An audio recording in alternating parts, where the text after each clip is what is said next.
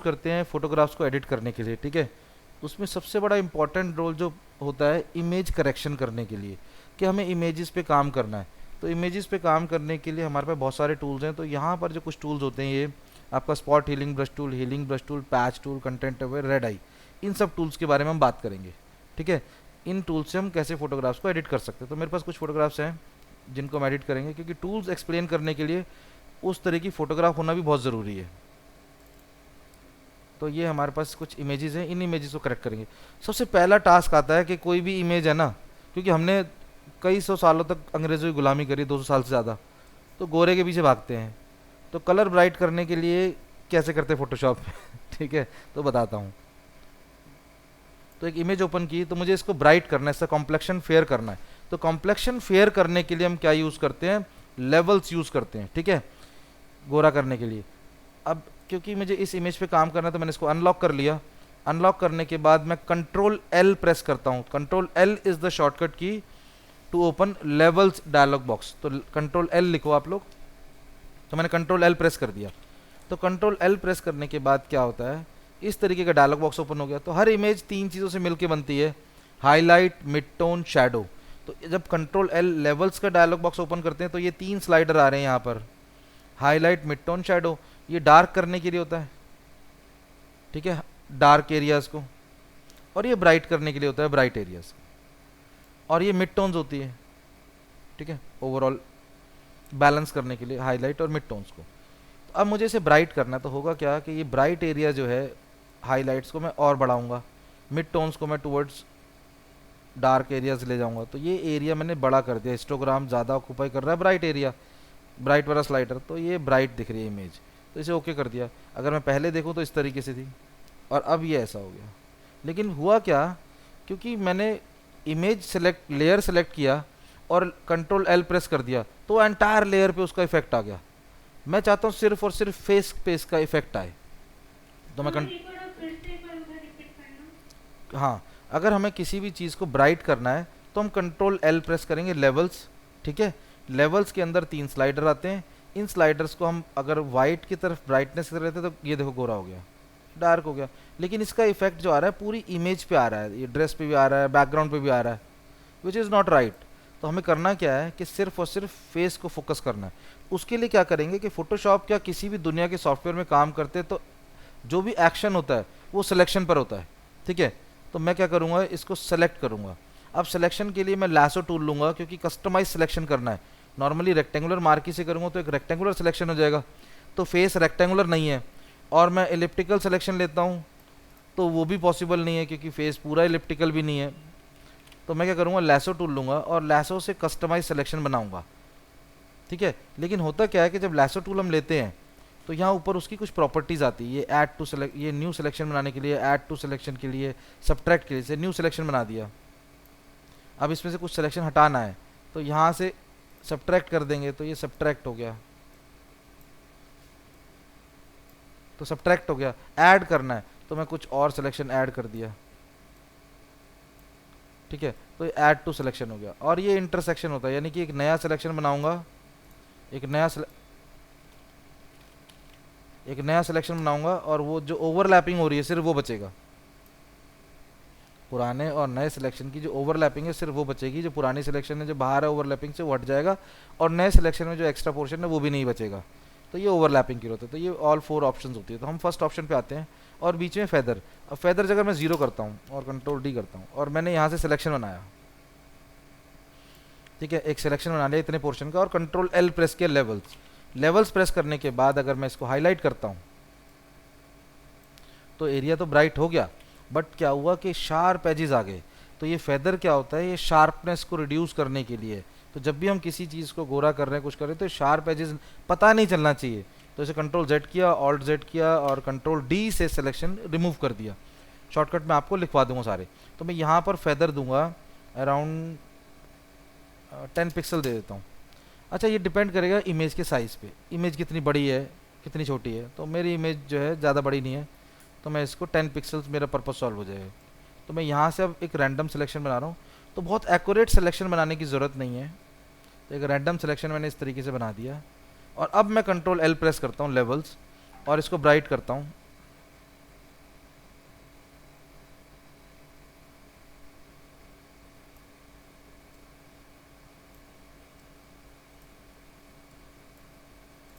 तो आप ये देखो, तो इस तरीके से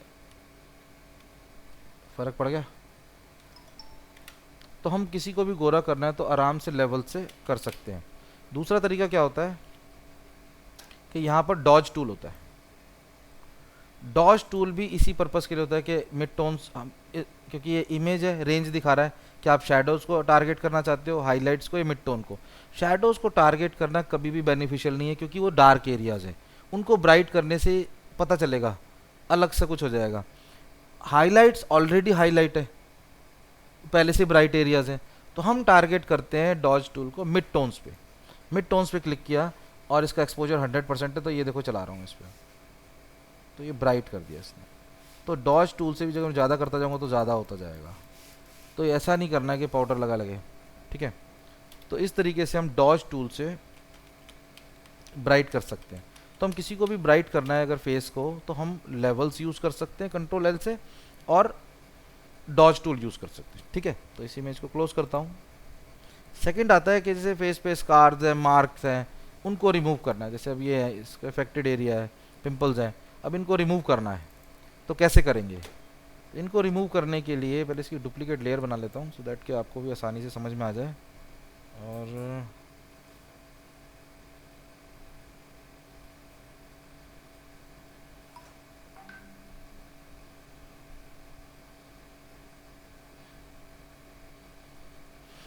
अब ये पिंपल्स रिमूव करने के लिए मैं क्या करूँगा, यहाँ जाऊँगा और लूँगा spot healing brush tool. Spot healing brush tool लिया तो ये सर्कल नज़र आ रहा है। अब ये सर्कल क्यों नज़र आ रहा है? क्योंकि मेरे कीबोर्ड का जो कैप्स लॉक ऑफ है। तो आपको फोटोशॉप में ध्यान रखना है कि आपका कैपिटल लॉक ऑफ ही रहे हमेशा। इवन टेक्स्ट लिखते हुए भी, टेक्स्ट भी आपको स्मॉल लेटर्स में लिखना है, क्योंकि हम कैपिटल कर सकते हैं, उसको रिवर्ट नहीं कर पाएंगे। तो ये देखो कैप्स लॉक ऑन किया तो एक क्रॉस नज़र आ रहा है, तो ब्रश का साइज़ नज़र नहीं आ रहा। कैप्स लॉक ऑन ऑफ कर दिया तो ये सर्कल नज़र आ रहा है, ये इंडिकेशन है ब्रश के साइज़ का, यानी हीलिंग ब्रश टूल का साइज़। अब जो इफेक्टेड एरिया है मुझे उस पर ले जाना है और इतना बड़ा साइज़ रखना है कि उसको पूरी तरह कवर कर ले। तो साइज़ इंक्रीज़ करने के लिए यहाँ से भी साइज़ इंक्रीज़ कर सकते हो आप। हार्डनेस इसकी पूरी नहीं रखनी, ऐसे रख लेना कुछ, और ये क्लिक किया इस पर तो ये हट गया, सिंगल क्लिक किया तो ये देखो आप, कोई परहेज नहीं, कोई दवाई नहीं है, और एकदम से क्लियर कर दे रहा है। तो फोटोशॉप की ये क्वालिटी है। ऐसा था पहले, अब ऐसा हो गया। Spot healing brush tool, spot healing brush tool करता काम कैसे, मैं थोड़ा सा बताता हूँ आपको। कि सर्कल बना हुआ आ रहा है, इसके आसपास की इन्फॉर्मेशन को लेगा और उस सर्कल को बीच में फिल कर देगा। ये इस सर्कल के चारों तरफ की इन्फॉर्मेशन जो कलर है उसको सर्च करेगा, उसको इन्फॉर्मेशन को कलेक्ट करेगा, उसी इन्फॉर्मेशन से उसको फिल कर देगा, हील कर देगा, ठीक है। तो स्पॉट हीलिंग यानी आसपास की इन्फॉर्मेशन से बीच में फिल कर देगा। लेकिन कई बार केसेस ऐसे होते हैं कि जैसे अब ये है, अब इसमें क्या है कि पूरा का पूरा रेड एरिया है। अब मैं यहाँ क्लिक भी कर रहा हूँ तो कोई इफेक्ट नहीं आया, क्योंकि आसपास भी रेड है, आसपास की इन्फॉर्मेशन को फिल कर दिया। तो ऐसे केसेस में हम स्पॉट हीलिंग ब्रश टूल नहीं यूज़ कर सकते, ठीक है। तो क्या यूज़ करेंगे, इसकी एक डुप्लीकेट लेयर बनाता हूँ जिससे हम बाद में कंपेयर कर सके। तो control J is the shortcut key to make a duplicate layer. मैं आपको शॉर्टकट्स लिखवा दूंगा, so don't worry about that. तो अब मैंने यहाँ से सेकंड टूल लिया, हीलिंग ब्रश टूल, ठीक है। तो हीलिंग ब्रश टूल क्या करता है, थोड़ा साइज बड़ा कर रहा हूँ क्लोजिंग स्क्वायर ब्रैकेट्स से। हीलिंग ब्रश टूल क्या करता है कि मैं फोटोशॉप को गाइडलाइंस देता हूँ कि भाई यहाँ से इन्फॉर्मेशन लो और वहाँ रिलीज करो। काम स्पॉट हीलिंग ब्रश टूल की तरह ही हो रहा है, लेकिन स्पॉट हीलिंग ब्रश टूल में थोड़ा फास्ट हो रहा है कि मैंने जहाँ जहाँ इरेज कर रहा हूँ तो सीधा हो रहा है। बट यहाँ क्योंकि सिचुएशन थोड़ी सी डिफरेंट है, तो मैं फोटोशॉप को इंस्ट्रक्ट करूँगा कि आपको इन्फॉर्मेशन यहाँ से लेनी है और इस जगह रिलीज़ करनी है। तो दो पॉइंट मुझे डिफाइन करने हैं, एक तो जहाँ से मैं इन्फॉर्मेशन को गैदर कर रहा हूँ और दूसरी जगह जहाँ मैं रिलीज़ कर रहा हूँ। अब जैसे यहाँ मुझे इसको रिलीज़ करना है तो इसका कलर टोन यहाँ मैच कर रहा है, ठीक है। तो मैं क्या करूँगा, ऑल्ट के साथ यहाँ क्लिक करूँगा तो इसने कलर पिक कर लिया, ये इन्फॉर्मेशन पिक कर ली, और इसको मैं लेके जा रहा हूँ यहाँ। तो ये देखो इस पर प्रीव्यू दिखा रहा है, अगर हटाता हूँ लगाता हूँ तो इस पर क्लिक कर दिया माउस से। जब क्लिक कर रहा हूँ तो एक क्रॉस बना हुआ आ रहा है, नीचे प्लस बना नज़र आ रहा है, वो इंडिकेशन दे रहा है कि भाई यहाँ से इन्फॉर्मेशन ले रहे हैं और जहाँ पे मैंने क्लिक कर दिया माउस से वहाँ इन्फॉर्मेशन रिलीज़ हो गई। तो ये देखो ये करेक्शन हो गया। अब मुझे इसको हटाना है, तो मैं अब क्या करूँगा, ये इतना ब्राइट लगाऊंगा अगर, तो वो अलग से नज़र आएगा। तो मुझे all the time target change करते रहना पड़ेगा। जैसे अब यहाँ लगाऊंगा तो ये इन्फॉर्मेशन यहीं से लेता रहेगा और यहाँ रिलीज़ करता रहेगा। लेकिन मुझे करना क्या है, एक एंड से स्टार्ट करूँगा। जैसे यहाँ से लिया, आप इस पर क्लिक करिए, तो आपको टारगेट हमें बदलते रहना, जिससे स्किन टोन जिस जगह की जैसी है वैसा ही रहे। यहाँ से करना है तो इस तरीके से स्टार्ट करेंगे। तो आपको ऑल्ट के साथ क्लिक करके टारगेट लेना है और उसको रिलीज़ करना है।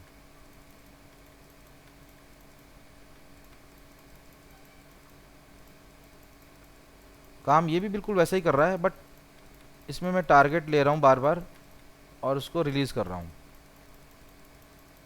हमारे पास क्लोन स्टैम्प भी होती है, वो भी यही काम करती है, बट हीलिंग ब्रश टूल और क्लोन स्टैम्प में आपको बाद में बताऊंगा जो उन दोनों में डिफरेंस क्या होता है, कि ये पुरानी इन्फॉर्मेशन और नई इन्फॉर्मेशन को मर्ज कर देता है। देख लो रेडनेस पूरी तरह नहीं जा रही, क्योंकि वो पुरानी रेडनेस को और जो न्यू इन्फॉर्मेशन उस पर रिलीज़ हो रही है उन दोनों को ब्लेंड कर रहा है। ठीक है, अगर क्लोन स्टैम्प लूँगा तो वो पूरी तरह उसको रिलीज़ कर देगा।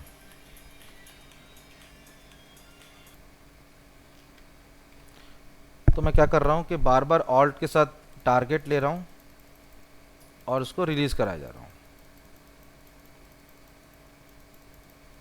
ये रेडनेस भी मैं ख़त्म कर सकता हूँ बड़े ही आराम से, और स्किन का टेक्सचर भी बना सकता हूँ बहुत इजीली। फोटोशॉप में हम कुछ भी कर सकते हैं। अभी फ़िलहाल ये है कि हमें सिर्फ ये फोकस करना है कि ये टूल कैसे काम कर रहा है और कितना इफेक्टिवली हम इससे आउटपुट ले सकते हैं, क्योंकि टूल्स तो वही रहते हैं, लेकिन कुछ लोग उस टूल से बहुत अच्छी आउटपुट ले लेते हैं जो प्रैक्टिस करते हैं उस टूल पे, और कुछ लोग उस टूल से आउटपुट नहीं ले पाते। तो ये देखो, पहले ये पोजीशन थी तो हमने इसको क्लियर कर दिया। तो यहाँ हमने क्या यूज़ किया, हीलिंग ब्रश टूल। ठीक है, एक और एग्जांपल लेता हूँ कि सपोज अब मेरे पास ये इमेज है और इस इमेज के अंदर यहाँ रिंकल्स हैं और मुझे ऐसा बनाना है इसको। तो इसमें क्या करेंगे, तो इसकी भी पहले डुप्लीकेट ले लेता हूँ। तो कंट्रोल जे प्रेस करके इसका डुप्लीकेट लेयर ले लिया। थोड़ा जूम कर लेता हूँ। अब मुझे इसके आईज के नीचे की ये रिंकल्स को, ये जो आ रही है, इनको हटाना है, एजिंग साइंस को। तो मैं यहाँ से लूँगा पैच टूल। स्पॉट हीलिंग मैंने आपको बता दिया, हीलिंग ब्रश टूल भी बता दिया, पैच टूल। अब मैं पैच टूल यूज़ करूँगा। काम ये भी यही करेगा, लेकिन ये कैसे करता है कि यहाँ मैंने एक सिलेक्शन बना लिया, जैसे लैसो टूल से सिलेक्शन बनाते हैं, इसी तरीके से मैंने पैच टूल से सिलेक्शन बना लिया। अब इस सिलेक्शन को मैं ड्रैग करूँगा और जिस जगह रिलीज़ कर दूंगा तो वहाँ से इन्फॉर्मेशन उठा के उसको रिप्लेस कर देगा। ये देखो, ये मैं इसको ड्रैग कर रहा हूँ तो ये जहाँ मैं ले जा रहा हूँ वहाँ की इन्फॉर्मेशन दिख रही है एक मिरर की तरह। ठीक है, तो क्योंकि स्किन टोन बिल्कुल पास से ही लेनी होती है तो मैं यहाँ से लूँगा। लेकिन क्या होगा कि यहाँ जगह अगर कम मिल रही है तो ये यहाँ तक आ रहा है एरिया, तो आप इसको 2-3 बार में कर सकते हो। अगर आपको पूरी स्पेस नहीं मिल रही तो आप इसको मल्टीपल टाइम्स कर सकते हो। जैसे ये रिमूव करना है, तो जितना ज़्यादा आप टाइम स्पेंड करोगे इन्हीं टूल्स के साथ, तो आपको उसमें प्रोफिशिएंसी आ जाएगी। काम करने का तरीका बिल्कुल यही है जो मैं आपको बता रहा हूँ।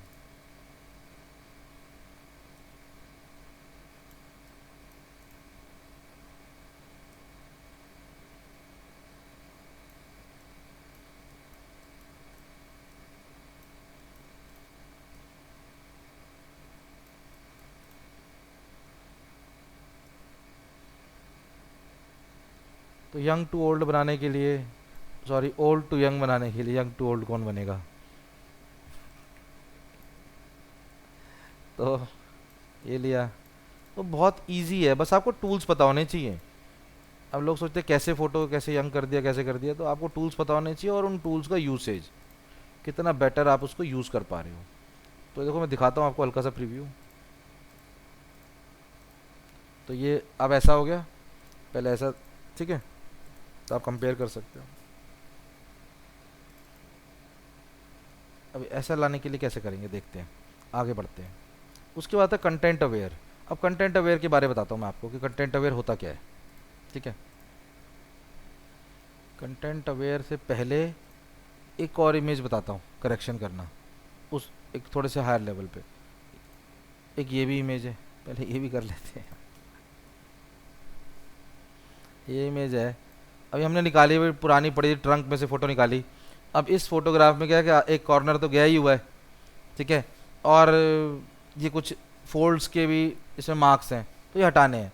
तो इसके लिए क्या करेंगे, पेन टूल से मैं सिर्फ यहाँ क्लिक किया, इसके बराबर में यहाँ क्लिक कर दिया, और एक यहाँ क्लिक किया और यहाँ क्लिक किया, तो इतना एक सिलेक्शन बना लिया मैंने। तो पेन टूल से जब हम क्लिक क्लिक करके पाथ ड्रॉ करते हैं तो ये सिलेक्शन नहीं बनता, एक पाथ बनता है। तो किसी भी पाथ को सिलेक्शन में कन्वर्ट करने के लिए शॉर्टकट की होती है कंट्रोल एंटर। तो मैंने कंट्रोल एंटर प्रेस किया तो ये सिलेक्शन बन गया। लैसो टूल से कर सकता था, जिगजैग बनता, थोड़ा सा वेवी हो जाता, तो इसीलिए मैंने इसे करा। और लेयर मेरी सिलेक्टेड है तो मैंने कंट्रोल सी किया, इतनी इन्फॉर्मेशन को कॉपी किया और कंट्रोल वी कर दिया, तो पेस्ट हो गया एग्जैक्टली उसके ऊपर। तो आप ये देखोगे तो ये इतना शोल्डर पेस्ट हो गया। कंट्रोल टी प्रेस किया, राइट क्लिक किया, फ्लिप हॉरिजॉन्टल कर दिया, तो ये चला गया इधर। अब इसको यहाँ लगा दिया और इसको थोड़ा सा बड़ा कर लो,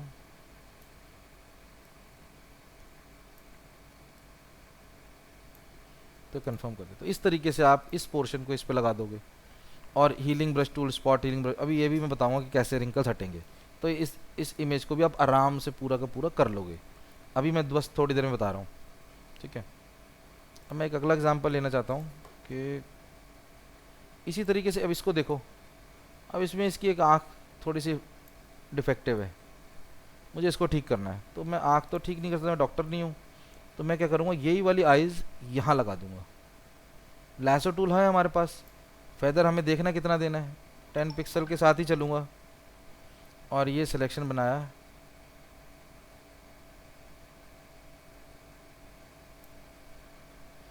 ये पूरा सर्कुलर हो गया क्योंकि 10 पिक्सल ज़्यादा है। तो मैं इसको कंट्रोल डी करता हूँ, सिलेक्शन हटाता हूँ और इस फेदर को मैं 5 पिक्सल कर देता हूँ क्योंकि मैं सिलेक्शन छोटा बना रहा हूँ। तो कंट्रोल सी, कंट्रोल वी, तो ये आइज़ इसके ऊपर आ गई, ये देखो। तो एजेस इसके स्मूथ है 5 पिक्सल। तो इसको इधर ले आते हैं। अब आइज़ क्या है कि ये वाला साइड तो अंदर की तरफ होना चाहिए, तो कंट्रोल टी प्रेस करेंगे, राइट क्लिक, इसको फ्लिप कर दो हॉरिजॉन्टल, वापस आ गया। थोड़ा सा गोल घुमा लो, इसको सेट कर लो, तो ये आइज़ इधर आ गई। कंफर्म किया। अब जो डार्क है, क्योंकि ये शेडोज़ वाली साइड है और ये ब्राइट वाली साइड है, तो मैं क्या करूँगा, पूरा ना यूज़ करके इस आइज़ को इरेजर टूल लूँगा, सॉफ्ट एजेस के साथ थोड़ा साइज़ छोटा करूँगा, तो जितना एरिया नहीं चाहिए उसको उड़ा दो।